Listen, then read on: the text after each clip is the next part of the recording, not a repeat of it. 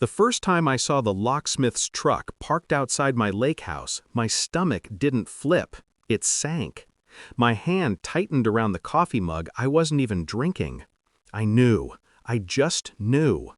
I bought this place in secret. Months of stealth, sifting through listings, signing papers under a shell corporation, keeping my father's old savings account untouched. This house was mine. Mine. The first real thing I had for me since the divorce. And now my mother was standing on the porch grinning like she owned it. She told me, "Your lock stopped working," the locksmith said politely, glancing between us. My mother's eyes darted toward mine, smug, triumphant. She had done this before I even had a chance to, copied my key, promised the rooms to my sister's kids, and marched in like she was entitled. I didn't flinch. Not yet. I remembered the first summer I brought her here, years ago, before betrayal tasted bitter. I had been ecstatic. She had hugged me tight, whispered about making memories, about trust. Back then, she had been the sun in my sky. Now, she was the shadow that haunted my edges.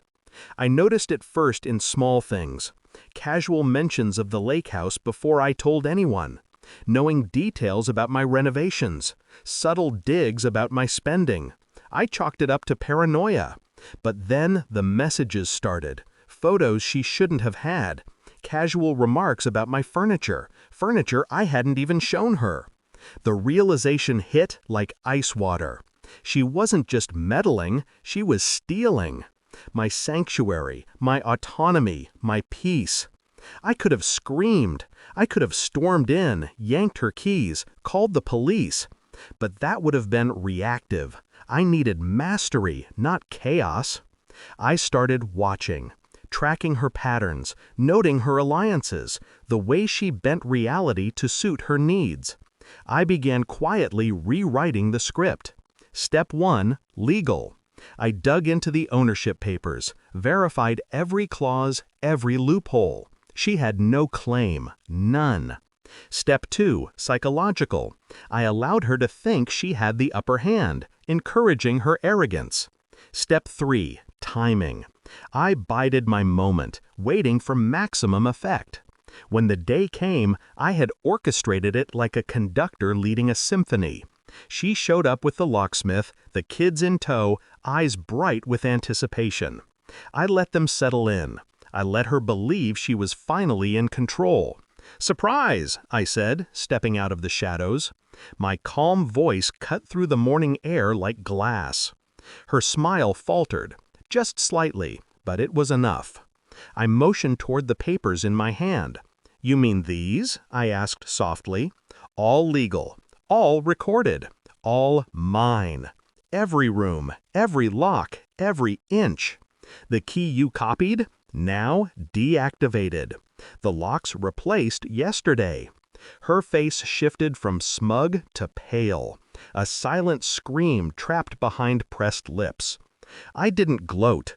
I simply watched the realization sink in. You can't," she began, but I interrupted. "I can, and I did. Weeks ago, when I signed the papers, when I replaced the locks, when I sat quietly while you plotted. You thought I wouldn't notice. You thought I'd let you take my life piece by piece. But the kids looked confused. My sister's family's bright expectations crumbling like sandcastles. My mother's own hands trembled as she reached for the door.